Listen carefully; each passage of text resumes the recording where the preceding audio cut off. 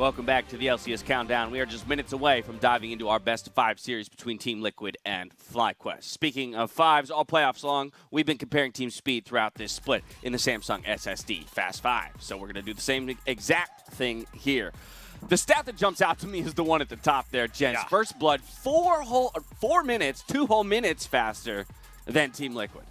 That is an insanely early First Blood average for FlyQuest, but it's important to remember that Santorin is the king of level 2 ganks and getting First Blood off them. So those are coming in between 2:30 and 3 minutes, which is really going to pull the average down and speaks to how good he has been over the course of this split. And there's some more early First Bloods that they have gotten against Cloud9. If you remember the Lilia invade, they first level got Lever very early on, and then another invade when they were Graves, Nautilus, and Senna flashing onto Sven, who didn't have Arcane Shift. They killed him as well. So these very early level 1s are drawing the First Blood so much down that at least Team Liquid has to come prepared with a level 1, because FlyQuest came out swinging. I love that call out. That FlyQuest always has a plan for the early game, and you can see it there more often than not, netting them First Blood and a small gold advantage. Of course, the rest of the statistics when it came to Dragons, Towers, Barons, and Souls, they're pretty much in lockstep, and so it indicates that we are in, perhaps for a very close series today. Yeah, a lot of them were TL favored in the more like team-oriented objective control category, and I think that speaks to TL's playstyle of being a little less scrappy, a little more focused on getting objectives, and slow playing and grinding out their leads. Now, there are plenty of storied veterans in the LCS, but the young bloods have shown their mettle, especially Team Liquid's bot laner, Tactical. So I want to talk about him coming into this series. Tactical, I mean, this guy has had to fill core or double lift shoes, but he's had probably the best sensei you could ever have when it comes to taking that role, so he's done it really, really well. I think what you expected out of an AD that is a rookie with a team that has so many veterans is exactly what he delivered. He's done his job and then some. Yeah, and I remember in spring when he subbed in, it was just such a small sample size. It was hard to really gauge this player's skill. But over the summer split, it's actually really hard to find a just really poor performance out of Tactical. He's a very consistent AD, and when you think about the gray ADs, usually they're up there with like high mechanical skill and high consistency, and that's what Tactical has right now. All of that played into him earning Rookie of the Year. So we've got an interview with the man himself and me. Let's take a listen. Thank you very much. Me, that's right. I'm here with Tactical, Rookie of the Year. Not even of the split anymore, my friend. You are Rookie of the entire year. First of all, congratulations on the achievement. But give me your first impressions. Did you expect this? What are you feeling right now? It just feels really good because it just feels like a big accomplishment that I was able to like break through and be like a special standout. Well, okay, let's talk about, though, the pressure that was placed on your shoulders this year, because you're talking pretty casually about a massive achievement and some pretty big shoes that you've had to fill. 2020, the big story coming in, and I'm sorry, we can't ignore it, was you being the replacement to Double Lift on Team Liquid next to CoreJJ. Those are big shoes to fill. So on day one, let's go all the way back to Jan 1, 2020. What were you hoping to achieve? What would you have been happy with at the end of the season? So initially at the beginning of the year, my goal was to have another good split or good year in Academy. My end goal was to find an LCS starting spot in 2021. Okay. But I guess things ended up well this year, and it's working out great so far. Yeah, we hit the fast forward button on that timeline by a whole 12 months. Well done there. On top of having to fill big shoes, though, you also have had to play next to big shoes. So talk to me about CoreJJ and how he's aided you in your development as a player so that you can rise to this level so quick. So I think he's very patient, nice. He's like the perfect teacher almost. He's like really good at explaining how he thinks about the game or his thought processes. So it helps me line up our ideas together. And I think a lot of times we agree on most situations. So it doesn't take that long to come to a good conclusion between us. Fair enough. Fair enough. Well, you know, when we talk to rookies all the time, we're talking about the veterans next to you, right? And I'm sure, you know, hey, some credit where credit's due. They're experienced players, and I'm sure he's helped you learn. But I don't think often enough we talk to the rookies about what effect they've had on the rest of their team. So as one of the, younger guys in the league, as one of the, the fresh blood, how do you feel, NA is going? Like, what is your goal for the region? How do you hope to kind of push and ultimately grow the region, like someone, CoreJJ has done? I think that I just need to bring a high-level gameplay to the table, because I do think there might be a lack of like super high-level gameplay overall. Maybe because I'm surrounded by so many veterans that I've been spoiled by a lot of good gameplay, and we've been doing well. But I've noticed that the gap can be quite big sometimes, depending on performances during games. So I want to just raise the level, raise the bar of the gameplay in NA. All right. Let's talk mindset going into the weekend, though. As I mentioned, you've already locked up a world spot, but we still want to win the LCS, and to do that, we got to get through FlyQuest to make it to the finals. How are you feeling about that matchup? Because most people expected you to be going up against Cloud9 here, but we had that 3-2 victory from FlyQuest. Yeah, it was a surprise for us too, actually. We thought the Cloud9 was going to beat Fly, but since we ended up playing against Fly, I'd say our team is doing pretty well right now. We're kind of chill, so I'm not too worried. And it really just depends on who shows up. What are you feeling? Are you feeling a smash of a series, or are you thinking that this FlyQuest, who's impressed a lot of people in playoffs, is going to play you guys close? I say if we win one game, we'd probably take it all 3-0. Woo! Ladies and gentlemen, there it is. Rookie of the Year Tactical. Congratulations again, my friend. Thank you for the interview. Best of luck in your series ahead of you. 3-0 is the call. There it is. All right, dude. You have a good one, all right? All right, thank you. Thank you. All right, from here, we're heading back to the desk to intro that very match. 3-0 is the call if they take the first game. Some great insight from a very talented player and a charming interviewer. But now I'd like to dial in on today's matchup between Team Liquid and FlyQuest, where the teams hold a 1-1 record against each other in the regular season. Now, in a Verizon post-game interview after the series with EG, Solo mentioned they didn't really see Team Liquid as a threat in playoffs, Crumbs. Not at all. We were joking about how Solo. we need to make it look really hard against EG so that TL would pick us, because we knew that we would whoop TL's ass so bad if they picked us, and we'd be the freest finals run. But, this is just going to be, a tough task beating C9. I think they're the best team. So we'll just have to do our best and see what happens. I mean, one side thinks it's going to be a 3-0. The other one thinks it's going to be a stomp. Somebody's wrong here. Somebody's wrong. Really wrong. Yeah. Not just a little wrong.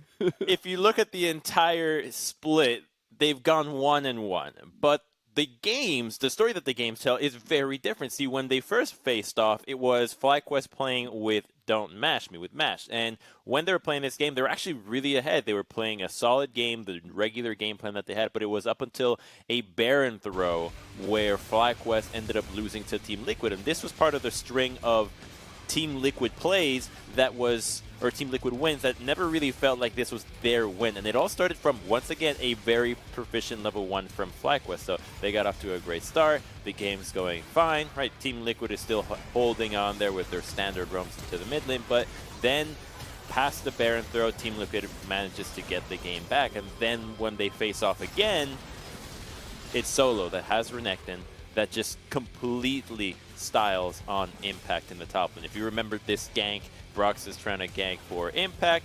Impact dies to the minion aggro, and if you are ever playing top lane against a Renekton and the wave is pushing back after you've died to him, you can basically FF15 at that point. That's what happened here. So FlyQuest has shown to have at least some advantage against Team Liquid all season long, which is why I felt like Solo could say that this is going to be a lopsided game for them, because they have played them already and it's been fairly easy both times. Well, as you say, somebody's got to be wrong in their prediction, but I like the call-outs to all the advantages that FlyQuest might find, as well as rehashing some of that history between these two teams. But it's all about looking at those lane matchups just like we did yesterday. I had the three of you target each lane and tell me where you think the advantage lies. And while the groupings are all similar, there seems to be a little bit of discrepancy across some of these lanes. I think it's also really close. Like in a lot of these positions, it is pretty right next to the middle. But I think in general, it feels like top lane and top side of the map is going to go a little bit in favor of FlyQuest, and bot side should be a little bit in favor of Team Liquid. Yeah, I mean, move over, Mark. I'm the new Santorin stan. I rated him the highest in this matchup, and I've recently been liking Broxah more and more, so this was a hard decision. But the way I want to like differentiate the Santorin points is I want to just like give a couple points to the solo and PowerOfEvil and Turtle, so all my heads should be slightly shifted to the right when you take away my Santorin points and just distribute them properly. Right. So your point is that Santorin's effect over Bumps Broxah everything. actually bumps all of his lane performance. In TL's isolation, I think like CoreJJ and Tactical can outperform the bot lane. Same thing with Jensen versus PowerOfEvil in isolation. But this game is not played that way. I think Santorin's going to make his mark. But if Santorin is shut down, I do expect these lanes to start going in TL's favor. I do feel like the jungle matchup is quite volatile, but maybe not as what we are led to, or what we're showing with how favoring we are to Santorin, because the thing for Broxah is that he's only had 3 games in playoffs in NA. This is someone that has gone to finals at Worlds. He's very capable in these high-pressure situations, and much like a lot of the other veterans on Team Liquid, they rise to the level of the play in playoffs. So Broxah showed very good games in the 3-0 in the playoff series, so this could be a player that just plays chill in the regular season. When the playoffs time comes around, turns it on. So if he shows that kind of performance again today against Santorin, all of that favoritism that we think Santorin has in this matchup could just go completely the other way, because this is why Broxah is on Liquid. I mean, this guy has shown to be very good. Yeah, Mark, we talk about advantages topside for FlyQuest. Let's go to the mid lane, where it seems to be the most contentious, perhaps most even in terms of the matchup. And I think it's really interesting when you look at their champ pools. Jensen has mostly been playing control mages with some assassins sprinkled in. And here he has enough in his pool that you can't really ban him out unless you're going the targeted Bjergsen, 5 bans thrown at him. And I think Jensen is the better individual mechanical player. He plays lane a little bit better, and I expect him to be great this series. The one thing that kind of swings it in PoE's favor a little bit is he has kind of comp-specific counter picks. If you pick a dive comp, he's got the Swain in his back pocket where you're jumping into this monstrous AoE short-range teamfighter. If you don't pick enough engage, he can go Kog'Maw as his counter pick and just poke you out. And so I think there is a small advantage in his champ pool and the ability to not just with his late counter picks pick to counter his lane, but pick to counter an entire enemy team comp, which he might be able to utilize well versus Team Liquid. And I'm really curious to see if these are the mid laners that are going to bust out the Lucian mid. We've already seen TSM play it into the top lane. The ability to flex this champion between 2 to maybe even 3 lanes is a really strong advantage right now. This champion is very viable into a ton of different matchups. So if one of the two can get it, all those counter picks just kind of get thrown out the window because of how dominant Lucian can be. Well, this is where I'm coming back to Prowley's point, because we've teased mid-lane matchup, for example, as being quite even. Both of these players perfectly capable of finding advantages, but then you look back at that jungle, Prowley, and we've got to take into account the effect each of these players might have on that lane. Yeah, and definitely Broxah's stats have been improving, but again, I'm just going to keep standing Santorin so I can outbeat Mark in this contest.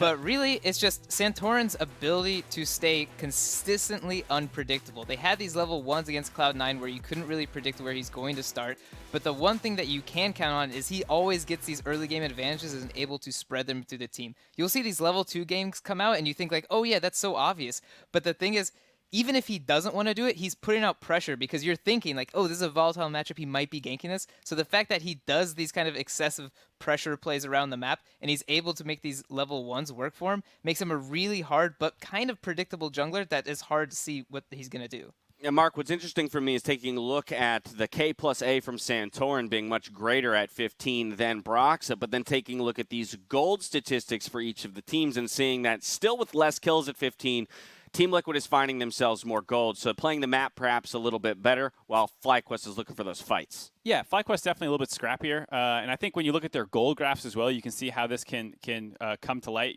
Both teams are playing actually a pretty similar style with a heavy focus on going for Drakes, and they're willing to give up some advantages. So this is TL versus Golden Guardians, the previous series they just played in playoffs. Golden Guardians indexed more in the early game. They were controlling Rift Heralds, and during that time, Team Liquid is focused on getting the Drakes. And what happens is around 25 to 30 minutes, you're going to have these monstrous gold swings in favor of the team that stacked the Drakes because you're able to force 5v5s of the Dragon, and should you get them, you get the soul, and you can quickly snowball out the game. And when you look at FlyQuest, it's a very similar story where against C9, they have these great level 1s to give them a little bit more of an advantage, but then it's the similar kind of thing where it stalls out for the most part in the mid game with big jumps once they start getting these souls, because that's where they've kind of been investing their resources. And I actually think that that lines up very well with who their playmakers are and how they approach these team fights. You have two mid laners that love playing control mages, that love to shine when it comes to team fights. That is what they really emphasize on. And then you've got two supports that know how to start fights just at the drop of a hat. So that combination makes it very deadly to go into those mid to late game team fights that suddenly just blow the game wide open, get the dragon, get the baron, and suddenly you've turned a 2,000 gold deficit into a 6,000 gold lead. Two teams poised for plenty of mid to late game team fights, and that's the kind of League of Legends I like to watch. But with all of that discussion in mind, I want to take a look at the predictions from you three gents. We had Crumbs calling out the TSM victory yesterday in 3-2 fashion, although it was a 3-1. Here again, the FlyQuest call over Team Liquid, so sticking to his guns on that one, Crumbs. Yeah, well, this is one that I have had since the beginning of playoffs, since we even saw that the bracket was going to play out this way. So I feel like FlyQuest having the number of Team Liquid, or at least having good matches against them in the regular season, coupled with their improvement in a very long amount of games in the playoff series versus Team Liquid having only 3 games, should give them a better advantage when it comes to drafting. And we already know that if the jungle matchup goes as we expect it to be, I think FlyQuest could get off to a great start and never let go. All right, well, Probably and Mark are going with the sure thing, the predicted winner of the series. Being right, FlyQuest, you the know, call I can from only Crumbs. say Team Liquid. Yeah. There it is, exactly. Let's hand it We know over what to happens when freaking you don't. Azale It's worked. to get us into that first game of the series. It's the last round before finals weekend.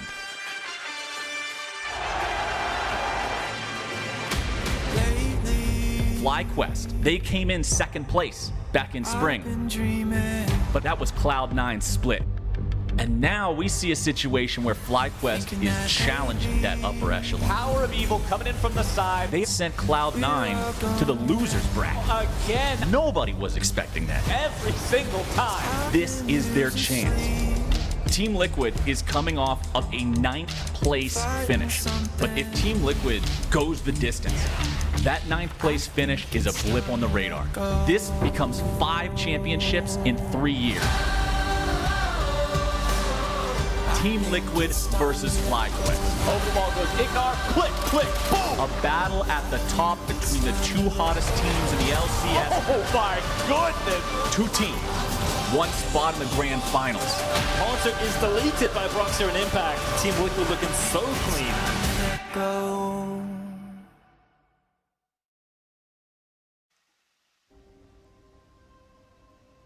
Hello and welcome to the Caster Desks. I am Freak. That is Azale, and we got a best of 5 for you today. A very exciting one between Team Liquid and FlyQuest, and honestly, I can't tell you who's going to win this one. I think both teams are exceptional.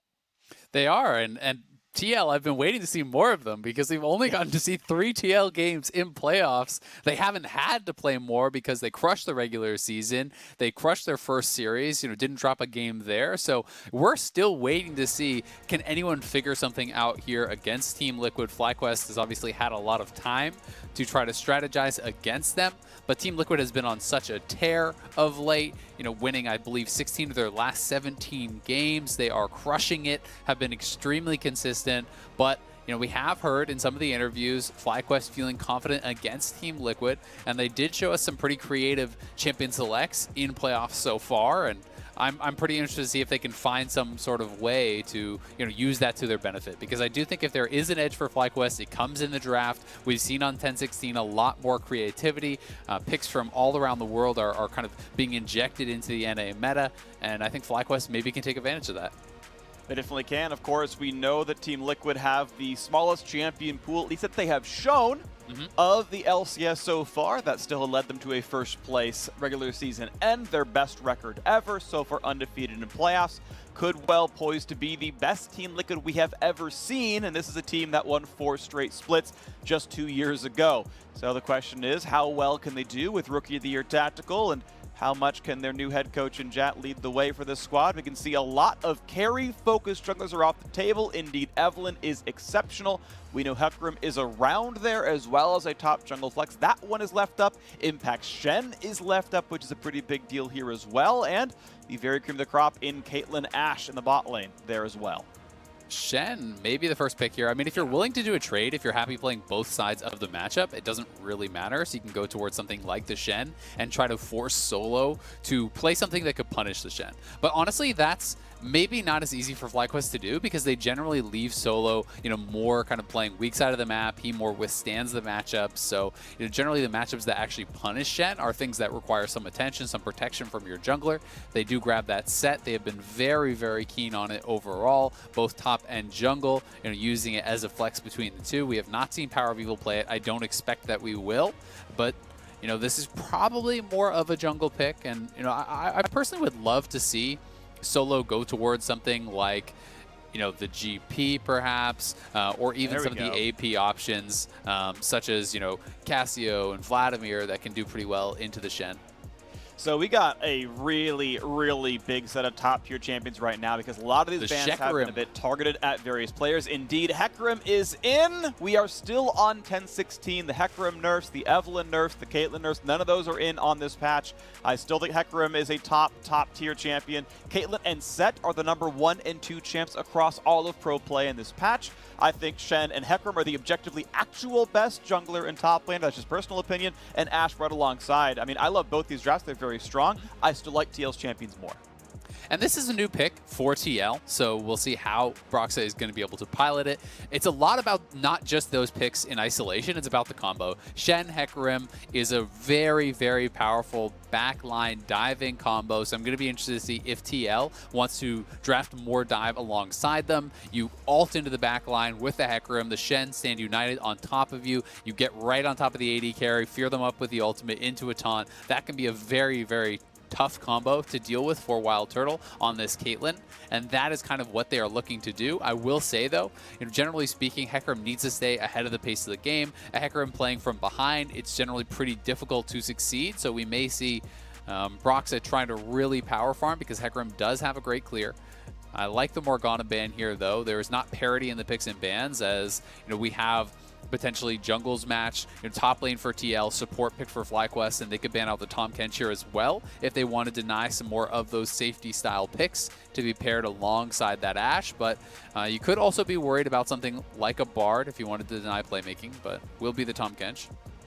Alrighty, so yeah, defensive bans coming through right now, and one thing I look at the TL squad is that they are very physical heavy. Shen is a physical damage top laner. Obviously, Hecarim and Ashe are the same for their respective roles, but thankfully for Jensen, he's number 2 in damage share for all mid laners in playoffs so far, so obviously you can easily bring in a magic damage mid laner in case you're worried about FlyQuest frontline stacking armor. Most likely Santorin Sett can be pretty good right there. We'll see what their top lane kind of pick is going to be, because at this point, as FlyQuest see 2 top lane bans against them, they can counterpick top, and they can wait and counterpick mid here as well if it's important to them, as they dropped off the bans to make sure that Caitlyn Thresh can be an unanswered bottom lane. Could look very good in the laning phase for FlyQuest if they play the draft right. My guess is they just go Ornn. I do think that you could go towards a Vladimir or something like that, but I'm not sure that they're willing to play that sort of a style. It's more of a step away from the kind of picks that they have been comfortable in doing. Mordekaiser and GP are the 2 strong matchups into Shen that FlyQuest has already shown, so that's why those are getting banned out. But it is going to be the Azir blind, so FlyQuest obviously has some sort of conditional counterpick. They want to see what else Team Liquid has in store before they do go for it. And that is going to be pretty interesting, but I will say I'll be a bit disappointed from FlyQuest if it's just like a last pick Renekton or Ornn and you showed your mid lane for nothing. Well, it looks to me a lot of this like it is FlyQuest really trying to push down Could be jungle as well. Pool. Yeah, I mean, could easily happen there as well. The Sett can still move, so they want to wait for that one a little bit longer on top of this, especially if it's a spicier pick. But, they banned out all the big popular impact champions outside of the Shen, which he's been playing more recently. They banned out Broxah's 2 biggest champions. They took away and banned away Jensen's top 2 here as well. Going to put him onto his 2nd Akali game of the year. He played it before the buffs, just before playoffs, and now brings it out again in playoffs in their most important match so far this year. And it's going to be buffed Akali, which we have seen do very, very well across the world. It's a good champ. It really is, and we did see a pretty impressive game from Jensen in his Akali game. He was 9-0-8. It was against Immortals. I will say, in that game, despite Jensen having an incredible individual performance, Team Liquid did look less comfortable, though, because it was such a different style, right? They didn't have that Azir or Orianna to kind of play front to back. It is a different style of game that you have to play out. It's not just the change from Jensen, but Jensen was fantastic with the flanks in that game, finding good angles to get towards that back line. And it is, in fact, going to be that last pick Ornn here. So I will say I am pretty disappointed with the pick order from FlyQuest. I do think that there's no reason you can't just blind that and then allow PowerOfEvil to get a more preferential matchup. You know, perhaps he would have preferred the Orianna or something along those lines into the Akali. You know, it does generally deal with the Shroud a lot better. So yeah, that is something to consider, but good playmaking on CoreJJ. You know, he's going to be over on that Blitzcrank. Blitzcrank Thresh is an interesting matchup. You can actually try to time your hook. You know, when Thresh goes for a hook, you can hook in the Thresh and actually target him. So a lot of playmaking ability here, a lot of engage and dive for TL. They are moving outside their normal comfort zone in this first game against FlyQuest.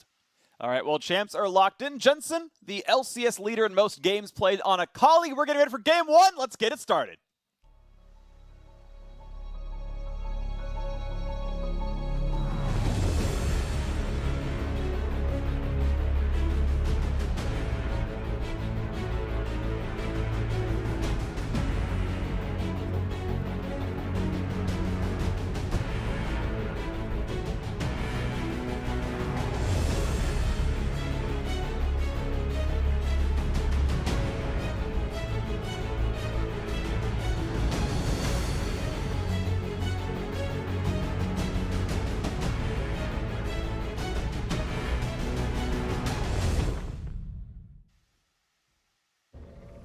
Welcome to Summoner's Rift for Game 1 of this upper bracket final best of 5. The winner of this BO5, the first one to knock down 3 Nexi, will be in the LCS Summer Finals. They guarantee they will not be in the play-in stage at Worlds 2020. And they will not have to face TSM for the right to get back to the final itself. Loser, of course, is going to face TSM, and we'll see what happens with that one as they battle to secure second or third. We are onto the Rift here with fairly standard spread out teammates and opponents, and wait to see what comes out of this game. So it is going to be Phase Rush Ghost Hecarim here. So he's going to be a very quick horse. There is some debate on should you be going Phase Rush, should you be going, you know, Conqueror, or even Predator at times. Some people do go towards. I think Phase Rush is just incredibly strong. Oh, yeah. You know, it's something that not only has as the utility in combat, but people are really starting to recognize how strong it can be, even defensively, to play towards Vision. You know, if you are this Hecarim and you're going to lose out in the extended 1v1 against the Sett, you can still move into the river, try to sweep out wards, or place down wards of your own. And if you do run into him, you can use the Phase Rush for retreat. So it has a lot of utility there. Broxah just going to be starting here over on the Raptors. You can do this solo start very, very easily.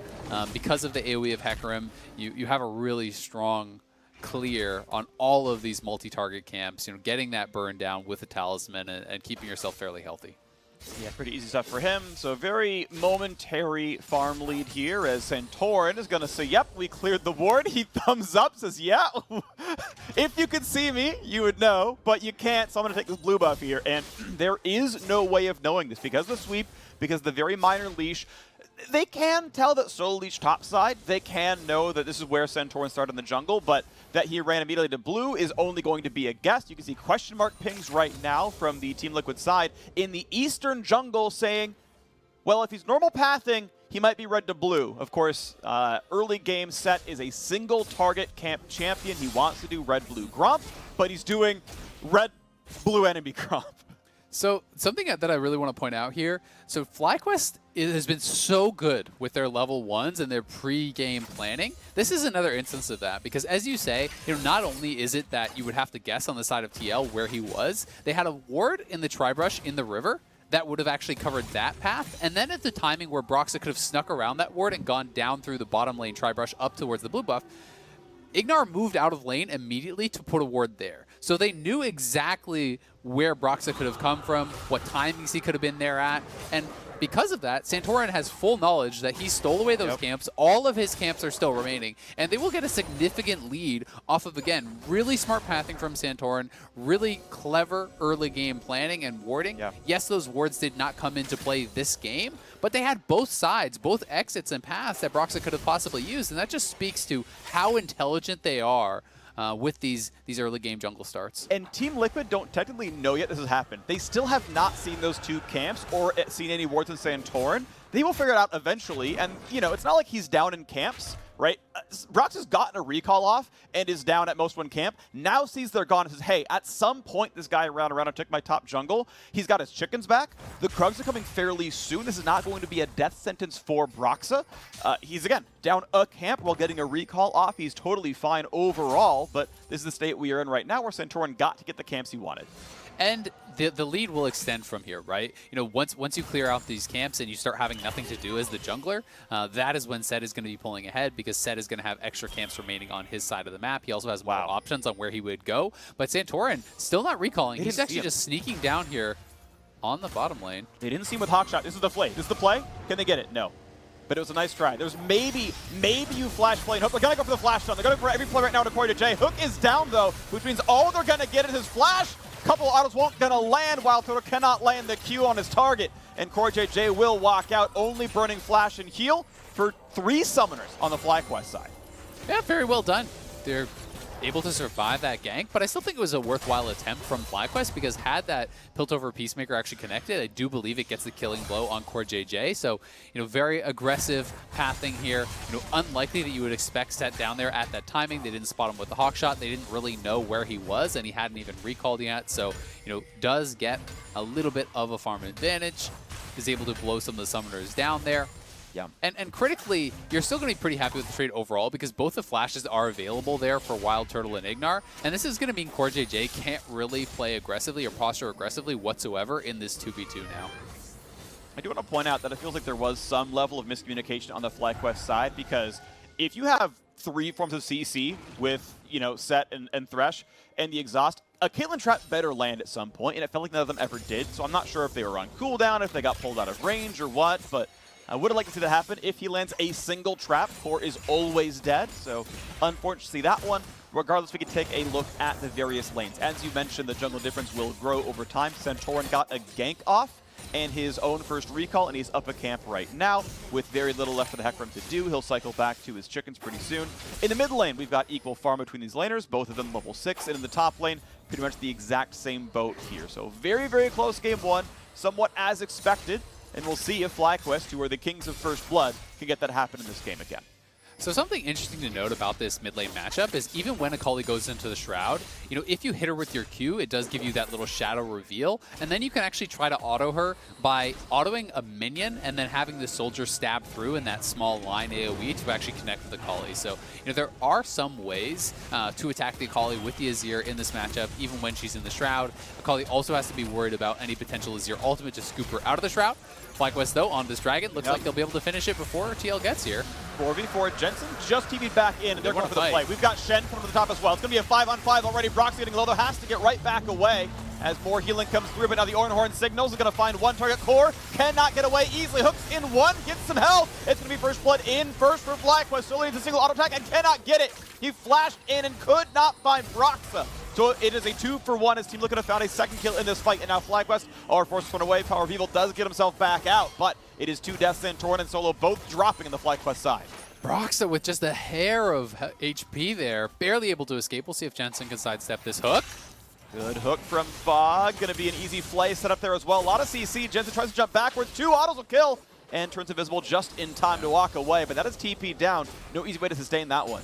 It did seem like Impact had a misclick on this, because he actually ulted the Blitzcrank, I do believe, instead of the Hecarim, who was diving forward. And I think this fight could have looked pretty different had he had the ult. Yeah, there's the ultimate right onto CoreJJ. You want that on the Hecarim. I mean, the Hecarim is diving the backline. Immediately, Broxah is pushed out because he doesn't have that Stand United. And there's also not a good position for Impact to get that immediate taunt off. So FlyQuest go forward. A good turnaround, though, from TL. Broxah barely able to escape that last auto attack. Not quite getting enough damage down to finish him off. And Tactical and Jensen were getting a lot of damage out in the meantime. So TL come away from that with a slight gold advantage. But first blood on the Azir. Dragon over to FlyQuest. I think they're going to be pretty happy with it. Yeah, the Dragon is actually pretty good for the early game as well. When your they have arrow. Our longest. Good flash by Turtle, gets it down in time, but now Team Liquid, can you be answered to? There's the flash in for the flay. Tactical is slowed, exhausted. Nice stun coming through. That's going to be 1 kill, and CoreJJ will it be the next one? About 3 seconds of next crowd control is up. Core is still running, and they want this dive. There's the flay, there's the punch, there's the 2 kills, the bot lane, and FlyQuest strike back. Great job there from IgNar, finding the flash flay.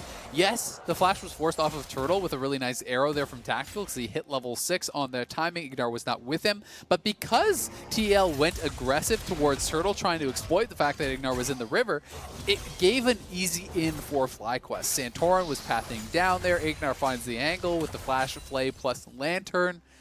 And once they're up on top of the Ashe, as well as that flashless blitz, just not much of an option for them to really turn around and fight that. Doing some damage back and forth, grasp created by both top laners, and ultimately Impact gets some decent damage with Demolish. Of course, Ornn is not terribly threatening, gets to knock down a turret plate up on that side of the map. I believe that is the first turret plate of the game, which Impact graciously got for himself up there after TPing back to top lane. After that bot lane fight, close game overall, 100 gold separates these teams. A bit of extra farm on some sides, and you can see 11 CSD in the top lane, answered a little bit now. As the second round of the jungle camps are up, blue buff is here, delayed a little bit, but will be handed over to Jensen. Gotta say, it does feel good to have blue on Hecarim. Jensen doesn't need it quite so badly on Akali, but it's still gonna help the lane. The energy regen, I think, sometimes is underrated on these types of champions because Akali does, until you get presence of mind stacks on Akali, your energy is pretty low, and you don't always have the ability to kind of spam out the Qs to actually match the wave clear of someone like the Azir. So this is going to help him out a fair bit, and Broxah should be okay without that mana. He has some flat mana from the Shen he purchased early on. It's also going to help his burst, and he is over on this Rift Herald, but has been spotted by a ward. I don't think he knows that's there, though. I think he tried to sweep for it. We saw him walk back and pop Squire's Bloom, but it might not matter. IgNar's around. Of course, this man roams 24/7. Tactical's actually already left the bottom lane, so bot lane is going to have no one in it, and TL's going to have to answer to this. There's an entire wave or two it's going to be lost. It's going to be an easy turret plate for WildTurtle. They can see Jensen. They, of course, can see Broxah, so they know he is safe. They know only eventually the bot lane can show up, and so Turtle is going to get 2 plates for this one. The actual cannon is gone. And Team Liquid roamed Ashe up to maybe contest for the Rift Herald and lost about 2 waves and 2 plates because of it. Yeah, exactly. When you actually add up all the gold that they lost from the waves, plus the experience that they lost, plus those 2 plates, you're expecting to get about 2 plates, 2.5 plates with that Rift Herald, but Turtle has already gotten that in solo gold on the Caitlyn, so to me that's already more valuable. Then when you add in the cannon and then the experience and from the minions that was actually lost, I think it becomes even more so. Yes, there's that little bit of gold you get for killing off the Herald, but unless TL can get more, CoreJJ. A lot of CC, pretty easy hits there. Flash over the wall. Hook is going to pull in Santorin, but he's going to be tanky. Puts on the shield. Shen coming back over. That means the flash away to stay alive. Health bar low. No more CC available onto him. Santorin's going to just get away from this one. Ultimately trading cooldowns back and forth. And the Shen ulti, by the way, was canceled. Didn't need to do it. They could have left him down in bot lane, but Solo went for the cancel. They didn't know he needed to do that. Now Broxah onto the bottom side. Atlanta's going to answer that one. Just drops down that lantern, and then Broxah knows there's not much point in overcommitting there. Could get turned around on. He is very squishy still at this point. So, yeah, it's always tough, right? Like, generally speaking, when you see the stand united, unless you have full knowledge that it's going to be 100% one fight on the other side of the map, you just want to interrupt it, right? Yep. And I think that's kind of the safest play there from Solo. Yes, if you know for sure that you're going to be able to win the fight and that you're going to be able to get away from the Shen, then you can just let it go through. But if it goes through and he gets a flash taunt, they get multiple kills, that can be pretty devastating. So you would need like perfect communication.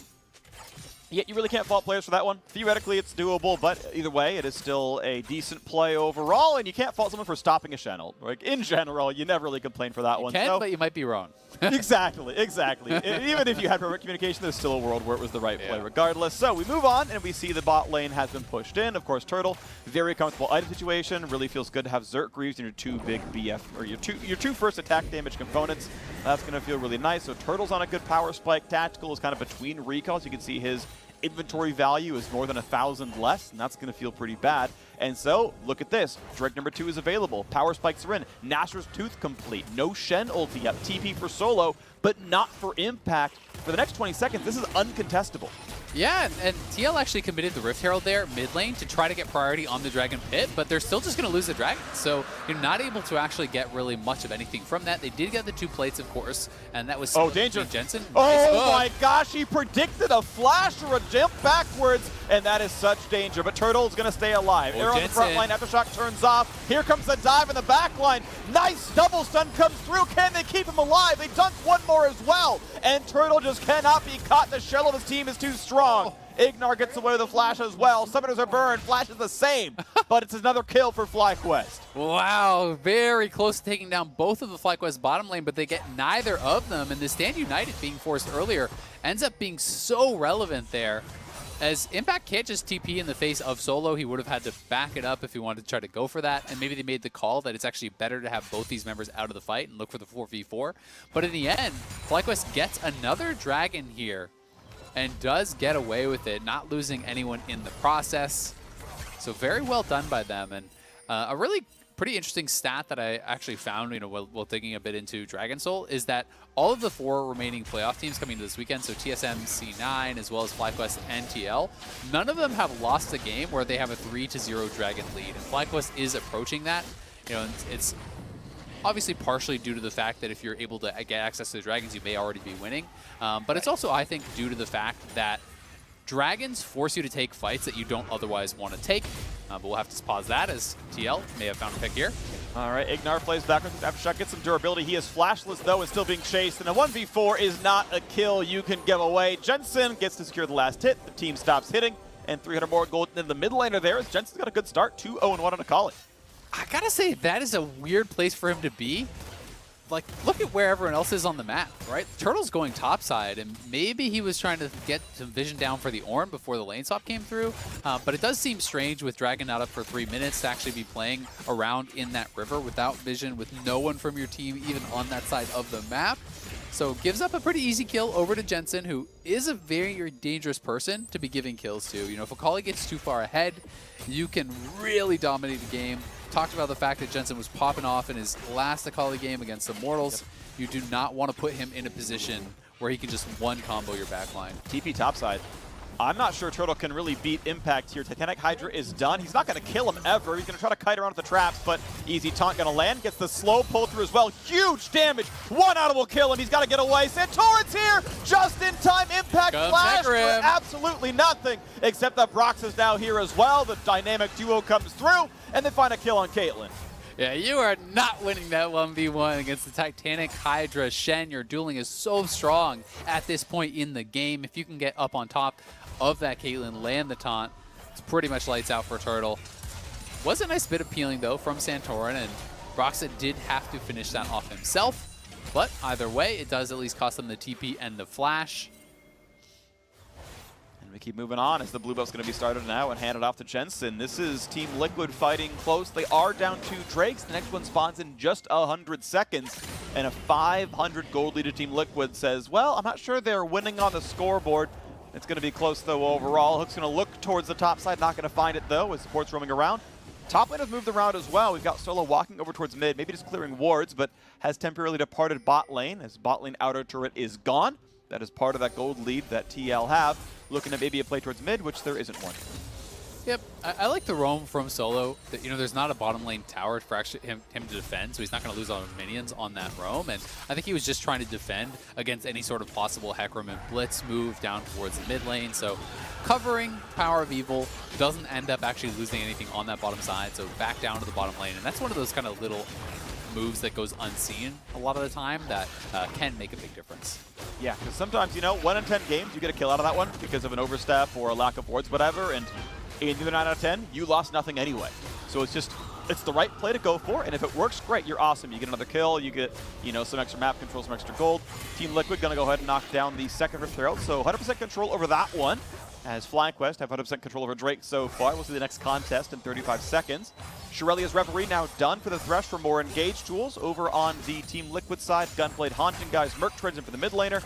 Sunfire Cape pretty far away for Impact right now. 24's not yet done for Broxah, doing the standard build of skipping Warrior and finishing Dry Force as soon as he can. Does have a bunch of armor stack with the Ninja Tappy done early on. Survives the Caitlyn, but not much else with it. So this is where I wanted to kind of quickly talk about the dragon thing. With that third dragon spawning, TL is essentially forced to contest this, whether they want to or not, because you don't want to give up soul point this early. And what that means is sometimes you have to take fights that you are not prepared for, that maybe you don't have the correct vision for. TL does still have Jensen up on that top side. He has the TP, though, and they're dropping Rift Herald mid. They are going to TP in and try to fight it. They should be looking for this. They should put a trap down if they can. They shuffle him backwards, but not outside the Shroud. so he's not going to be put down. Now Shen will go over the top. A stun's going to come through, but it's not going to matter. As a squad comes through, Santorin gives his life, tries to flash away, and he might just make it out as the Akali comes in, but doesn't have the energy for a final Q. A snipe won't get the kill. Impact blocks that one, but a hook over the wall finds Solo. Tried to immune with W, but they waited till it timed out. So a 1-for-0, and Team Liquid found the flank play, they found a kill, and they found the fight they wanted. Drake is theirs. That ward over the wall there pretty much just won them the fight and the dragon. So critically, FlyQuest was not able to sweep all of those out. They weren't able to cover behind them for any sort of flank ward. You kind of had to expect that Jensen would be looking for some sort of a play like that, but FlyQuest obviously didn't have the information on where it would be coming from. And there was so much attention drawn by Jensen in that fight, as well as impact when he stand United's in, that PowerOfEvil and WildTurtle really weren't getting much done. Because you can't just walk through the Shroud and ignore the Akali. You'll just die to the Akali. So you essentially end up getting stuck in this position where after they didn't sweep Akali out of the Shroud, you have to just wait around till it ends. Which means that Tactical and Broxah and everyone else on TL is really getting a lot of damage out during that time, and you're pretty much doing nothing. Alrighty, well, now you've got Team Liquid feeling really comfortable though. 2,300 gold lead. All 3 outer turrets got claimed. You know, we had a stat that said, hey, there's a team in playoffs that hasn't killed or lost a turret all playoffs long in the first 15 minutes. That was Team Liquid. I believe this is still the case. The turret died after plates fell by quite a bit down in bot lane. Mid fell, top fell, and look at this. Look at the gold lead, 2,500, feeling very comfortable now. They're not worried about Dragon Slayer anytime soon. They are stacking the Infernal Drakes, and FlyQuest have to know about the comeback in this game. They do. FlyQuest does have really good scaling, though, and good 5v5, so they have the ability to sit back and to withstand some of this. You know, Team Liquid is miles away from a soul, so that is not yet a concern. But we will see if TL can continue to extend the advantage, because they have incredible dive, incredible engage. If you can actually find Turtle, you know, pre-QSS, he's basically just dead to any sort of an Ashe arrow or engage that does find him. With Hecarim Shen combo going in, Akali to follow that up, it is really tough to itemize, you know, appropriately to survive both, because without any MR, you may just get one shot by the Akali, but at the same time, you know, things like the Hex Shrinker aren't going to really help you out that much against all the damage that Hecarim can put through. We'll see. I mean, backline access can always be scary, and sometimes people get bursted out, so we'll see what they can do about this one as we look around for the next part of this game. Of course, it's 21 minutes in, so Baron is alive, and that means Team Liquid, who are in the driver's seat now, especially CoreJJ. He sounds the horn. He walks into the jungle. Wow, look at that. He actually did sound the horn. I was like, are you ahead of me? What's happening here? No, I was like, I mean, just he was a car. Like, it was there in the driver's seat. Then I saw like a car skin, and I was like, well, he's got a horn when he presses W, and then he did it, and I was like, yes. Is that like the caster blessing, the opposite of the caster curse? Yeah. You will press W at some point, CoreJJ. I got it right. He pressed his buttons. He's a witch. Special. All right. Well, we have put some boards down. Team Liquid into this 1-3-1. They are looking for an Ashe arrow perhaps over on a turtle. Remember, no QSS, no cleanse. So Ashe arrow can be pretty devastating. But for now, it feels like they're pretty happy to just move out into this 1-3-1. And then when someone answers the side lanes, they can move in and get vision. They see Azir up on that top side. So TL move Jensen down. They have a 4-man squad around Baron. And this is kind of the advantage that they are trying to get. By forcing people to answer those side lane waves, they know that they have a numbers advantage, which nets them vision control. And this is kind of that slow, methodical gameplay that TL is very well known for. They're really good with their vision control. They're really good at slowly squeezing out small advantages and generally just playing very risk averse. So they often kind of put the pressure on their opponents simply by, you know, not giving up big mistakes and saying, all right, you need to force something. You need to be the ones that make something happen. And then from those positions, TL usually just wins the team fights. Yeah, I mean, honestly, in the number 1 and number 2 CS per minute players in the LCS are Team Liquid's mid and bottom laner. They are pretty far ahead of everyone else for 3rd and 4th and beyond, and like this team just farms very well. They earn all their gold. They contest once they finally have to, but they are very consistent. Risk-averse. Yeah. I mean, both things, really. They're risk-averse and consistent about it. That, you know, they end up making the right choice in the long term, and they end up coming out ahead. This is, again, Team Liquid off their best split ever so far. This is sort of objectively true when you look at records. This is their best split ever. And they're coming off of a beginning of an undefeated run through playoffs so far. They're looking at a 4-0 so far. as a road into the finals. We'll see if that's going to continue on, but it may well happen here as next Drake spawns in 30 seconds. This is the TL game plan. Since the last Drake spawn, where they got that 1 kill, they finished the other 2 turrets and then waited for Drake number 4. Yep, and things are looking pretty good for them, but still, they do have to be careful because, if you look for that sort of engage or flank on the Akali and you do get scooped out of the Shroud, there is a high amount of damage between the Azir and Caitlyn. There's incredible scaling there. There's a lot of frontline in CC, but IgNar gets caught out. He's just dead again. Immediately gone, no CC for the Aftershock, and that is suddenly a 5v4 at the perfect time. Goodbye, Drake number 2 is TL's. Nice pick there, honestly. They just find him moving up, try to get some vision. And they're going to get an easy kill, an easy dragon. That's going to mean FlyQuest pushed back here once more. We'll have to give up more map control. But the Ornn items are starting to come through. You can see the Molten Edge there for WildTurtle. The Large Rod picked up for PowerOfEvil, so he's going to be working towards a Death Cap. That can get upgraded, and you start to really erase some of that gold lead with the additional stats that Ornn is going to be bringing for you. But it's going to come down to execution. TL has the ability to find a lot of picks. They have the ability to dive, to flank. And FlyQuest is going to have to be really, really careful about that because anytime you don't have vision and are playing against Blitzcrank, it is really tough to go anywhere on the map and feel safe. And that's really what TL loves to do. I mean, and what's so great about CoreJJ is not only is he arguably the best player in the league. I mean, that's my vote for best player in the league. It's just like CoreJJ is absurd, but he's kind of everything he needs to be all in one package, right? He's got the Sight Stone, he's got the Sweeper, he's got the control wards, and then he's the guy who puts the hook down. So he can kind of set up his own vision pocket without having to communicate, without having to rely on his teammates and say, okay, this is all darkness. Come here. I'm gonna deliver you an IgNar real quick. Let me just grab you 300 gold. And he's just done that so incredibly well. His roaming is awesome. IgNar obviously a great roamer as well, but it feels like Core just never gets caught while doing so. And IgNar sometimes a little bit too far forward, and some of that is Core's vision play. Yeah, I would agree. And also, I mean, just look at the inventories on the 2 teams. Compare the amount of pink wards in inventory right now, right? It's a pretty stark difference. There's 3 sweepers over on TL, so they're very focused on vision denial, and they're sitting on 7 pink wards right now. 1 just got placed. They had 8 previously. Should be able to back out of that, no problem. But that is a tremendous amount of emphasis on vision control. That speaks to a very clear game plan, something that has been emphasized by their coaching staff, who was coaching staff of the split in summer here.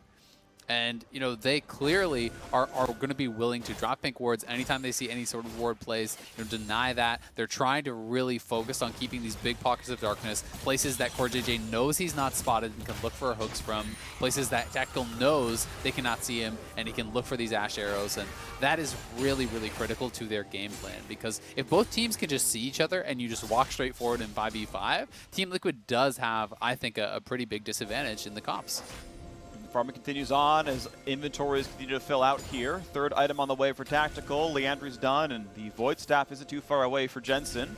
They just can't walk in, though. Like, they don't know where Blitz is, and they know that he could be over the wall. If you step forward to try to kill that, you just get hooked in, you're dead.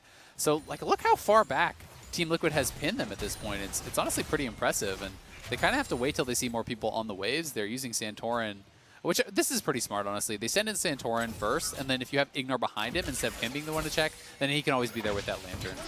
Yeah, put up the shield, ult if he has to, grab the Lantern afterwards. He's going to be okay overall. The squad is there, and no problems here. Level 16 in for Impact. First to do that before Solo is a bit of damage towards the front line. Broxah's looking to go. Up. Can't find it yet. Broxah, waiting around on the wings. Jensen nearby as well. Solo has beholden himself over, but ultimately there isn't a play to be had. Tactical can easily flash out from the ulti of Solo. Nothing to be picked up there. And just waiting for the scaling to keep on going. As you mentioned a while ago, FlyQuest scaling pretty solid. We're waiting for the last few Ornn upgrades. Death Cap is maybe about 1,000 gold away till that one's in there. NLR should come in before too long for PowerOfEvil. And that'll be a nice one. As you mentioned, the Molten Age is done. WildTurtle going for a lower DPS build. Just wants to get the individual autos.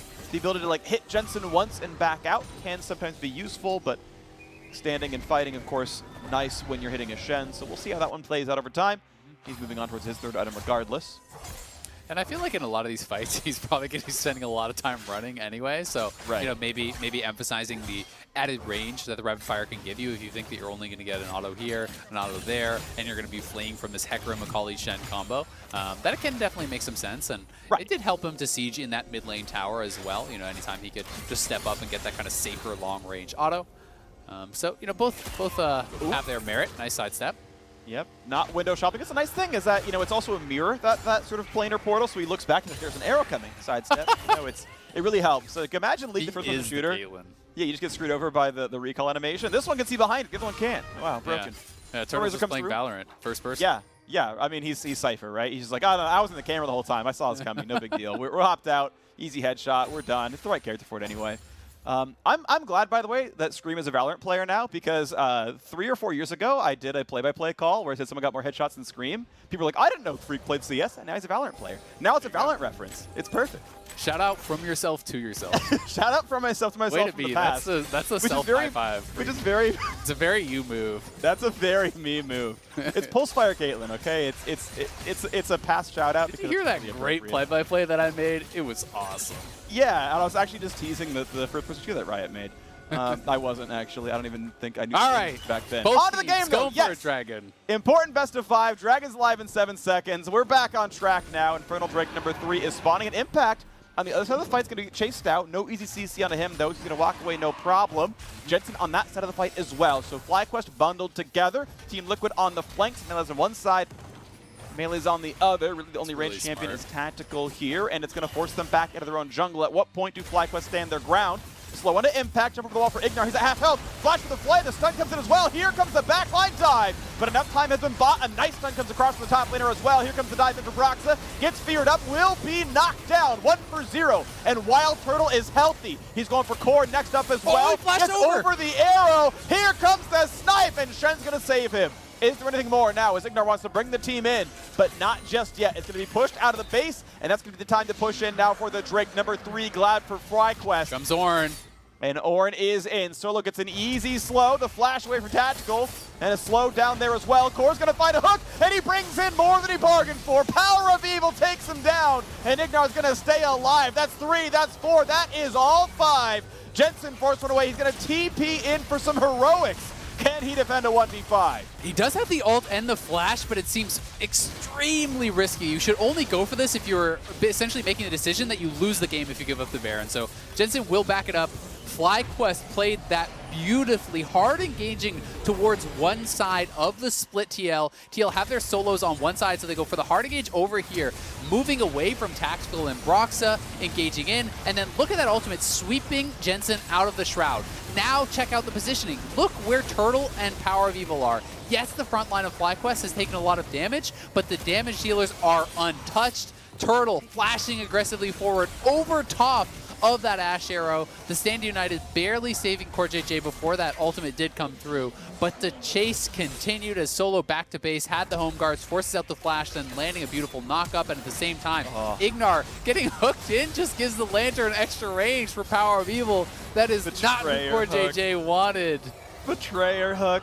FlyQuest get everything. 5-0 on the Azir now. He has that upgraded death cap. The Rabadon's death crown comes through. He even gets the tier 2 boots, the stopwatch. This Azir is disgustingly strong. Okay, well, they're onto the red buff here. Hook's not quite going to land as he's going to move around, but Santorin wants in. Ornn signaled. They're going to go for no knockups just yet. Santorin flashes in for 1, looks for more, gets the punch. Goes for the dunk, maybe. The scoop backwards for PoE, but he's going to lose his life. It's a 1-for-1, but that is a trade TL will take into the loser jungler as well. The squishy horse is gone. Turned his hooves into glue and FlyQuest into the bot lane. And there's just no wave clear now, really, for TL, because Akali is split pushing, isn't going to have much safe wave clear anyway, and because they got those 2 kills, it's just Tactical as well as Impact here. Turtle should be able to safely siege from this position. We'll see how much they can get. There's still about 20 seconds on both these members, so I think they should at least be able to take down this inhibitor.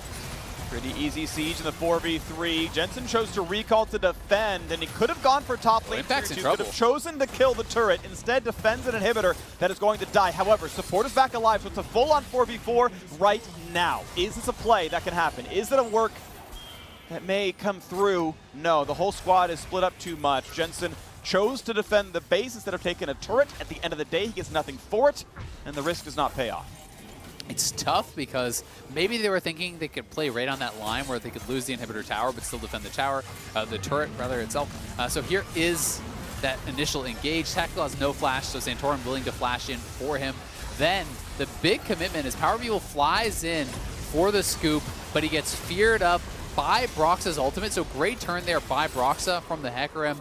Not able to get the stopwatch off on his Azir because he was CC'd by that Hecarim ultimate. And they do get the shutdown over onto Azir, but in the end, it is still the bottom lane inhibitor tower and inhibitor itself falling for FlyQuest. They are really taking full control over this map. There's still the outer tower up in that top lane to grab, so they should be able to get that despite the fact that the Baron buff is going to fall off.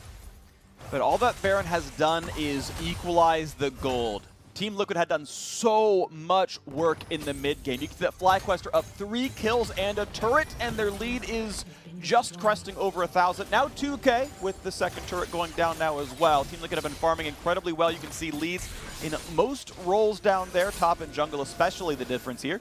But Dragon Soul, right? That's coming up in a minute. 4th Drake for FlyQuest would be Infernal Soul. It would be Burst. He would help them knock down Tactical in a chunked out fight. Otherwise, the squad is fairly tanky on the TL side. Also, you gotta note, like the defensive itemization is making it harder, not just from WildTurtle and with stopwatch on PowerOfEvil. There's double locket here on tanks, so double locket is going to do a lot to actually protect against the dive here from Broxah, Jensen, and Impact. And if you can't burst down PowerOfEvil and Turtle, these fights become exceptionally difficult. They should have better sustained damage. And I really do like the choice in itemization, as a result. It's going to be more about keeping your backline alive than it is about getting that extra little bit of tankiness yourself. Solo now even completes the Knight's Vow, so even more protection here. Building these supportive items, I think, is going to do a lot for FlyQuest. And here we go. Mid lane shoved in. 1,300 gold difference. Recalls coming through. This is going to be the fight. You talk about not being able to give up a Dragon Soul. This is the moment. Now TL and back on relatively equal footing. Baron buff is gone. No man's land here. Vision fought over. No arrow's going to land just yet. And here comes the engage. 5 on 5. You can see the ground right in front of them. Solo starts it up, goes to the knockup onto 2 on the bot lane of TL. Hecarim in the front, not going to get the smite just yet. Dunk backwards, going for the play now, but he burns a stopwatch. How about the re-engage towards IgNar? Stone plate pop. There's the dragon picked up at a 1-for-0 so far. Traded now back as well. 4v4. Front line is there. Taunt comes on to 3, and Akali wreaks some havoc. Jensen picks up a few. Turtle over the wall. Goodbye to the jungler. Dragon Soul be damned. TL going to take that fight. Jensen and Impact come up huge there. It looks like a taunt flash coming through from Impact, catching the carries of FlyQuest, allowing the Akali to fly into that backline, take them down. It did look like FlyQuest had pretty good positioning, but that one misstep, grouping up a little bit too much with their core members, allowed them to take it back, but still, in the long run, it is FlyQuest who come away with the soul. A huge smite here as the dragon reset. And Broxah didn't have any ability to really burst it down. So TL are actually over onto IgNar while FlyQuest is taking down Broxah. And then watch Impact here. As PowerOfEvil and WildTurtle stack up, in goes Impact, flash taunt. Jensen flashes into the backline as well, has the R2 available for the execution, absolutely erasing those two members with some tricky execution there. So much damage output by the TL carries in that one. And Team Liquid fighting to stay alive in this first game against that soul. 5,000 out of Jensen, 5,000 out of Tactical. Even Broxah pitched in a little bit. And now we can see what's going to happen next up. As well, Baron is alive. FlyQuest have some more damage, but the Dragon Soul does not keep PowerOfEvil alive against an Assassin. And we have seen what Impact and Jensen have done together. And we'll see a re-engage towards Broxah now as well. Stuns come across. They try to find Akali. Can they scoop her out? They might be able to. And 1,000 gold goes to WildTurtle just in time to play for Baron. And the Stand United is gone. There's no TP. They killed him through it, so they have no response here. It's a 3v5 for TL. Shen is not even moving. Big hook, though, means they're going to find themselves a kill into IgNar and FlyQuest. Okay, that's still a 4v4 where you are favored. Dead mid laner versus dead support, sure. But that pick is big for CoreJJ. It gives them the chance, maybe looking for the fight. They're not going to do so. No damage without Jensen. It means Baron is picked up. But it does mean that mid can be pushed in, bot can be pushed in, and TL can play a little bit around this.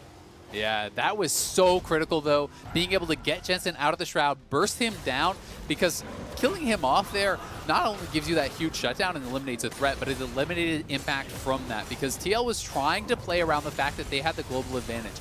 Both of the top laners TP'd into that last fight, so TL has the Stand United edge. They are trying to make FlyQuest be the ones to start it up, but then Broxah gets caught here, Jensen over by him, and they just turn right onto Jensen as Broxah took the way out. He took that escape, but he gets knocked up by the ultimate, knocked against the wall by Solo, scooped out, and Turtle is able to burst him down before that Shen could come through, getting them another Baron here. Okay, 2 Barons and a Dragon Soul. FlyQuest should be well and truly in the driver's seat. The problem is you just can't get enough tank stats for squishies to survive Assassins. Jensen can always be the playmaker here. Level 18s and all the relevant carries. Junglers and supports left to get some XP. Combined 5 levels to go in the jungle. 4 each for the supports. We'll see as Santorin sweeps out some wards. The mid lane siege can begin. Rapid Fire Cannon truly does shine here. Mortal Reminder in for the healing. That does exist a fair bit on Hecarim, not just Death Dance. His W is absurd health per second in a real team fight, so fits a lot for killing that front line. See if that comes through before too terribly long as, well, we're going to see the wards come down. IgNar playing in the fog of war. They know control ward's there. Hawkshot's going to find, Arrow's going to find a bit more, but not enough for the kill. He walks back in time to not get arrowed in the face, and now with the turret gone, it's unlikely that TL can fight for this one. Bottom inhibitor is back up. Middle inhibitor will fall. And TL don't have any sort of a flank. It's so tough to just walk straight at them as that Akali, Shen, Hecarim combo. You generally need to get some sort of a flank. There is that pink ward behind them they haven't seen. Woo! Nice Bellows Breath there to immune that hook, and they are now looking for this. So unless TL can get out behind them, they're just giving up this inhibitor. I think they need to have Jensen on an angle. He's coming around the side, turns off some of the wards, but the control still sees him. Lantern's there in case of some shenanigans, and end of the day, they defend an inhibitor proper. Now there's basically 2 waves left of Baron buff. This one, the next in 30 seconds, and I have to believe this should be second inhibitor down. They'll be dead during the Elder Dragon spawn. Hook's not going to land. Solo walks to the front line, and FlyQuest still a bit afraid. Finally ults in. They find the knockup. They find some good damage. Tactical a bit low. Broxah at half, and the inhibitor finally falls. Jensen alone in the wings, though, can't easily set this one up as the inhibitors drop. And FlyQuest get the time to reset. 20 seconds left in the Baron buff. We got a TP at the top side. Impact wants to knock down a single turret before they have the next fight. He will be able to do it, so it's the TP for that tower, and he's comfortable to do this because he still has the Stand United available, so not feeling like he can't expend that right now. I did really like how IgNar played out that full siege position, where he basically was the man just marking the Akali. He was constantly moving over towards the Akali, throwing every hook in the direction of Jensen, making it so that Jensen couldn't have an easy path in to get behind these guys. Now we'll see. Impact may be caught out here, and there's some low damage members over onto him. Wants to buy some time. Flash to get away from the knockup, but Santorin can still find it. They're not going to find the Ornn horn, but they are going to find the rest of this one. As Impact is going to be slowed in place, scooped up towards the wall, and he is going to drop. PowerOfEvil gets the kill credit out of that one as the snipe isn't going to be enough. So, look at the timer on this one. Elder Dragon in 23 seconds. Impact is out of all his major cooldowns. Broxah can wave clear. Tactical can wave clear, but the dead inhibitors will guarantee these turrets never fall. And so in a 5v4, it's time for FlyQuest to take their killing play. That's Elder. Pretty much guaranteed unless there's some sort of miracle play, because remember, not only did he commit the teleport top, he tried to Stand United out of that situation. So he now has no globals available, so even if TL delay until he respawns, he would have to walk out there, which means there's no chance TL can delay that long. They are just going to have to completely give up the Elder, so it will be Elder plus Dragon Soul here now. And FlyQuest, this is your window to try to close the game. They're going to be about as strong as they can get right now. I want to see them pushing aggressively. You know, if you can go up towards that top side, you do have TP advantage over on Solo. He could just escort in minion waves around mid lane, maybe try to look for a triple in him, but for now, they're actually just marching down mid, so I think it might be a little bit risky to just go straight for the Nexus turrets and try to end. I would prefer to see them playing around the top side minions, but no one's heading up there, so it looks like FlyQuest really does want to just try to force a fight and potentially end the game. All right, 2 minutes on the Elder buff, and with the last 45 seconds, Baron will be alive. And all they do is shove in the mid lane, and they say, yeah, you know what? Turns out 6-item Ashe is just too much wave clear there. Impact is back alive. And I still want to reiterate, because the chance that a TL win is still here, none of the things FlyQuest are getting make their squishies live against Assassins. Broxah, Jensen, Impact can absolutely destroy the bottom, destroy the backline rather. Baron gives you tech damage ability power. Elder Dragon gives you more damage. They don't give you a shield. They don't give you armor and MR. That avenue still exists. PoE could have 17 more death caps. It would still not change the fact that he could be one-shot by Jensen. You know what they say, bad though, situation. What? The best defense is a strong offense. They can't kill so you far, if they're dead. Look the at that offense is ultimate. Yes, and this is why I don't like Zeals on Caitlyn, because you almost one-shot Ashe because of raw AD. It feels pretty good. Turret, third inhib is gone. and it's going to be FlyQuest waiting a little bit longer. Now, the thing I want to also bring up is that the scaling is ending pretty soon. The gold lead's already fairly close. 4K is not bad at 43 minutes. But the AD carries have both been done for a while. Tactical sold boots before that on hip dropped. There's no scaling left for a lot of these players. It's just, okay, Baron setup. Okay, Solo's going to show in mid. Hawkshot sees us. Yes, we're indeed doing this. Great. Senior Edit is back up, but hey, minions are flooding into your base, and it's time for the third Baron of the game for FlyQuest. And they still have the Elder buff. That is really critical here. Shen is down on that bottom side. I don't think TL will be able to even contest. And this is where it gets so difficult. Look at all these supers coming in through that top lane. When you have 3 open inhibitors, you know, all those super minions are spawning in every lane at the same time. You Baron buff those up, and sometimes you don't even have to fight your opponent because they can't deal with all of the Baroned up super minions that are flooding in here. They have to give so much attention over this that just allows this rapid fire Caitlyn to poke away at the tower. Time for the winning push. 10 seconds of Elder Dragon buff. 10 seconds to take this fight, and they're going to wait. They're going to block. They're going to let the wave get cleared. They had Elder buff, and they're unwilling to dive onto the turret. They're going to take their time and wait it out and rely on Baron instead. Let mid push in. Let bot push in. Now, mid has respawned, so the double waves aren't coming anymore. It's single waves on the sides from here on out, and unless mid can get knocked back down, shouldn't be hard. They've got Baron, and it's a 5-on-5 with a gold lead, so that's going to get dropped pretty quickly, but it's still going to be respectful. They got to watch for hooks. They got to watch for plays. As Solo's forced to jump back, IgNar could be a target. Solo's actually losing a lot of health. Immune's a bit of the stun, but now hooked right back in. Has to be careful. Fly in for Jensen, flashes the safety, stays alive, goes back to invisibility. Ward comes down, and FlyQuest are defending territory inside the mid lane, waiting for supers, but bot lane has respawned as well. Mid lane is just now sending minions back. And so Solo TP's back down, has the health bar yet again. FlyQuest continue to the siege. Still a minute 45 on the Red Bull Baron. Looking to knock down yet another inhibitor. Turret number 7, I think, or inhib number 7 on this one is going to be knocked down. Easy grab. Top lane flooding in now as well. Baron buff 130 to go. Still playing it very, very slow. Very, very safe. Playing TL's own game. Stun's going to land on the Jensen. Go for the stun, go for the hook. Can't quite get it yet. But here comes the pullback on a Solo. Could be a big target. Tries to be immune. Tries to get low. And he will, in fact, drop. Tactical finds the first kill. The 6-item build working out for him. But FlyQuest will siege the 4v5. They have minions to be the 5th man. They have the turrets falling down. They take the fight. They go for the play. Hook's not going to land. Core could have killed WildTurtle, but instead Turtle is free-firing. Goes for Tactical. Trading the blows back and forth. And PoE against 2. Impact to do it all. The minions inside the base. The Nexus is laid bare. He's going to try, but Broxah and Impact are here. Tries to go for the play. Tries to shuffle back, but he's going to run out of health. Team Liquid. Oh, we're going to find one, and the minions are still there. PoE will get aced, but the minions, the 6th man, FlyQuest, while they're all dead, take down game 1.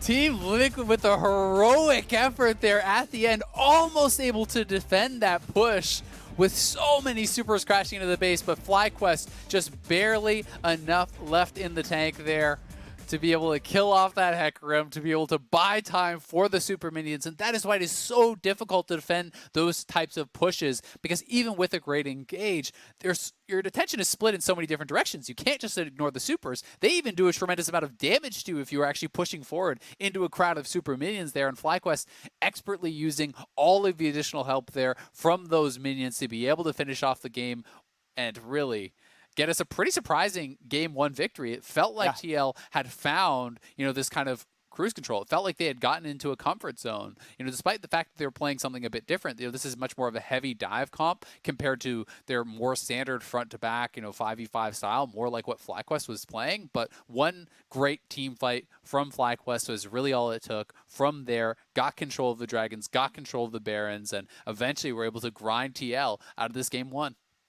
3 Barons, an Elder Dragon, and a Dragon Solo is all it took, but FlyQuest at the end of the day took down Team Liquid in a barn burner of game 1. So stay tuned. The full best of 5 is still coming. It's an exciting one. Now we're going to a break, and I want to hand it over to Dash for a message from the LCS.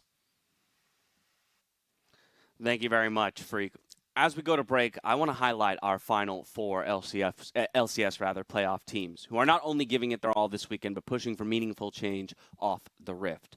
Cloud9, TSM, FlyQuest, and Team Liquid have united in the belief that Black Lives Matter and have collectively contributed $100,000 to the ACLU, which the LCS League has matched, in addition to the $33,000 in donations made by teams, staff members, and the Players Association.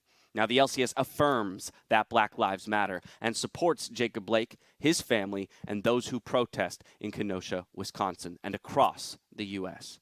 Thank you to everyone who is in this fight against systemic racism and pushing towards meaningful reform.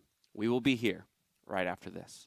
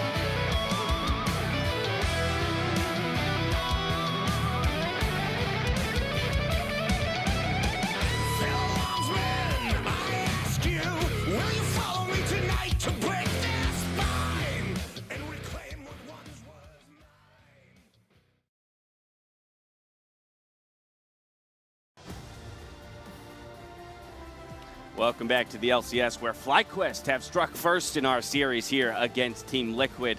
Just the first of what promises to be a very exciting best-of-5 between these two teams, and probably I'm coming to you first. So often when we look at these best-of-5s, particularly in Game 1, it's all about the roster of champions each team comes to the table with the very first time. What's your take? Yeah, and not just the champions, but in the order in which they pick them are probably Lord, my favorite. We care about order. So, I do like the 4 jungle bans. We'll skip right through that. That's pretty interesting. It tells me that the jungle is a focus for this draft. But the big pick order that I want to talk about is first pick being Shen. I understand this is a priority for both solo and impact. However, I'm in love with Caitlyn now and forever until they patch her. So I don't like this first pick, and I think it should have been switched. Although Shen being that valuable, I still think it warrants a change. However, going down the list, the next most important is the Azir pick in 4th. Now, FlyQuest had the option to just counterpick the Shen since it was already shown and leave counterpick for PowerOfEvil. However, taking the Azir against this dive comp of Hecarim and Shen means they have such a strong backline, and it's a takeaway from Jensen. So they have the scaling in their advantage, they have laning phase in their advantage, and now they have strong team fights that can deal with Team Liquid's identity of a team fight. I love what that. I 100% agree. Perfect analysis there from Prawley. Well, I actually ended up liking Team Liquid's comp here because it all fits the same identity of you're actually diving, right? Everybody's trying to dive. You've got a Shen ultimate, you've got a decent laning phase, and FlyQuest has only 2 threats, Azir and Caitlyn. So if the dive just throws everything at those 2 targets and gets one of them and gets the other one out of the fight, you've already won. So I think that it made a lot of sense for what Team Liquid had. They just were not able to execute, and it got to the point where FlyQuest was able to deal with the engage very well, which frankly was just mechanically outplayed. Like, it was a mechanical outplay that PoE had to consistently peel the dive from Team Liquid. Well, that Azir pick would come up huge with the Shurima wall, you know, to keep that dive comp away from the backline in multiple cases. I want to get into the gameplay itself, though, because as this one was perfectly back and forth, it all started with our featured matchup in the jungle. Let's take a look at those early paths. And once again, it's FlyQuest with a smart, I'll call this a level 1, even though it's not technically level 1. It's a mirror invade down to the bot side. The clear that Broxah is going for here was a pretty common clear back in the day when people would rush their Predator boots on different champions like Gragas, and I believe Olaf also used to do a clear like this. A number of junglers actually did. And you go clear your bot side, go for a recall, and then go to top side. I think Santorin had a beat on this and goes for the invade right after red buff, despite not really getting many wards or support in favor of going for this. And from there, he's able to set the jungler behind a little bit. I think it was a really smart play and just speaks again to how prepped FlyQuest is. If you see Broxah doing this, he's playing Hecarim in solo queue. You can check what routes he's doing, and I'm sure this was something that a lot of people are doing in solo queue on these champions. I kid you not, I was watching him 2 days ago in solo queue, talking to him while he made this exact same route. 3 camps on blue side, red side, base into top. So maybe Santorin's a fan as well. A little tier 1 sub out of him. You know what I love, too? I don't know if you guys caught it. But as Santorin was strolling up that the ramp towards the blue buff, he emotes where there would normally be a ward there. So just in case it was warded on the invade, he's like, sure, I'll flash my emote, the double thumbs up to let him know I'm coming in. So perfectly planned out by FlyQuest to get things started in that regard. And it was also FlyQuest that had a lot of focus around the bot lane, particularly. And we've talked about how later in the summer split, the development of meta has really driven a bot lane focus around the drag. And FlyQuest is living up to that. Yeah, I think this speaks a lot to IgNar. I had them actually pretty close. Despite how good CoreJJ is, I do think IgNar has been fantastic when he's on. When FlyQuest is playing well and IgNar is on a good champion, he is just as effective at taking over the game as CoreJJ is. I think CoreJJ has been more consistent over the course of the split, not having to deal with roster swaps in the bot lane or whatnot, but we need to remember how good IgNar is, and a lot of these plays combo with the Caitlyn that they were able to sneak away on red side, like probably highlighted in the draft, gave them a power point to make a ton of plays in the bot lane and control objectives because they got the first couple Drakes. And for me, it's IgNar and Santorin that combined are catching Team Liquid off guard, because 2 out of these 3 fights, and even at the end of that one, every time that these plays are made into the bottom lane, Broxah is in the bottom quadrant for Team Liquid. So they are ready. They are just not as prepared or as quick to the fight as FlyQuest is. So both junglers seem to have a read of where the action is going to be. It's just that Santorin and IgNar are executing on it sooner, and so the Hecarim is left without an opportunity to counter or even just be there initially. So I think that the proactivity out of FlyQuest really showed through in the laning phase. Yeah, I mean, that's why I really like Santorin as a jungler, because, yeah, you see a Blitz Thresh lane, someone's gonna die if you just leave that on an island. So Santorin, I think, recognizes, and he's like, all right, well, Blitz either is never gonna hook, and therefore my bot lane's gonna win, or I'm gonna abuse the Lantern ganks. And look at the team jungle proximity at the bottom, 27.9 to 49.6. We almost have double from Santorin, and I think a lot of this was just him pairing up with IgNar. And a lot of times we see the Thresh picked, and it's usually just, a safety net. You can save your teammates or you get those hooks, but we rarely see the constant flash Lantern flay initiate ganks the way that Santorin and IgNar do, and I think that's what makes this pick so important for the team. Yeah, and Broxah did recover from that level 1 pretty well, all things considered. He had a couple of kills and assists at 15. He was able to get involved in plays, but he was kind of on the back foot and being more reactive, I think, because of that level 1 and also just the higher tempo and the control around bot lane, like Probably was saying. So all things considered, I thought Broxah held up pretty well, and the issues really came for Team Liquid more in the mid game and team fighting. Right, yeah, and we're about to take a look at one of those mid to late game team fights, which goes the way of FlyQuest. Before we do, though, I do want to call out exactly as you mentioned, Mark, kind of the stab back from TL. They were actually in a gold lead, 3 turrets to 0 at one point, but probably walk me through this late game team fight. Yeah, so this is exactly how Team Liquid wants to set up a fight. They want to be on 2 different angles and be able to lure FlyQuest in. However, FlyQuest does not dedicate to the Drake yet, and Impact gets too close, so this allows FlyQuest to collapse on one side of the flank. So this is a really good position. IgNar flashes forward, and this is about to be the turn. Team Liquid's still on both sides of the team fight, so this is not great for FlyQuest. So FlyQuest, PowerOfEvil scoops to the other side and pushes Akali back, and now if you look at the fight, all of Team Liquid's in front of FlyQuest. This is exactly how they want to fight. Now when Hecarim goes in, Caitlyn and Azir both have time just to shred him when he comes in, and now they just get to chase them down. So this is the kind of fight that FlyQuest was losing earlier on because they were too dedicated into the river and allowed Team Liquid to get these flanks. But as the game went on, FlyQuest learned, okay, we need to pull back, avoid their initial engage, collapse on a flank, and then push him in front of us. It was absolutely beautiful team fighting for FlyQuest, and I thought, like Pro was saying, Team Liquid had the right initial idea, but they still ended up in quite a few front-to-back team fights, and that's naturally how this team wants to play more often than not. Team Liquid's at their best in front-to-back normally. They just had a different champion play style, and I wouldn't mind seeing them change it up a little bit more. Maybe that means taking the Azir earlier on, but this is definitely not the forte that we had seen out of Team Liquid all year long.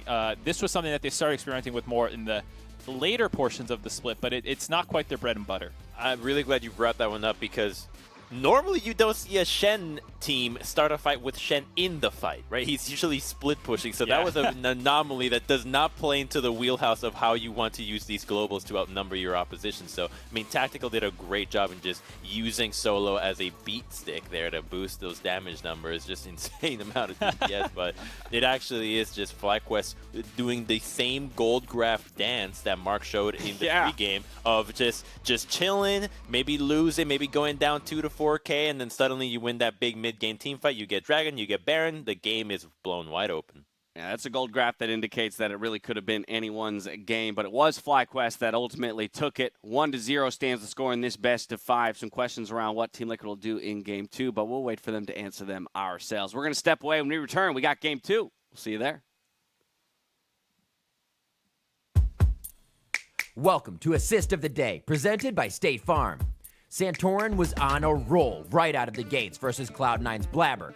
To pile the pressure on, the invade started early, and Santorin galloped to an early lead. Not done. They are not stopping anytime soon. Santorin leading the charge. He hits him with the big old W from the Lilia. That's the second kill of the game here for FlyQuest. 2 deaths.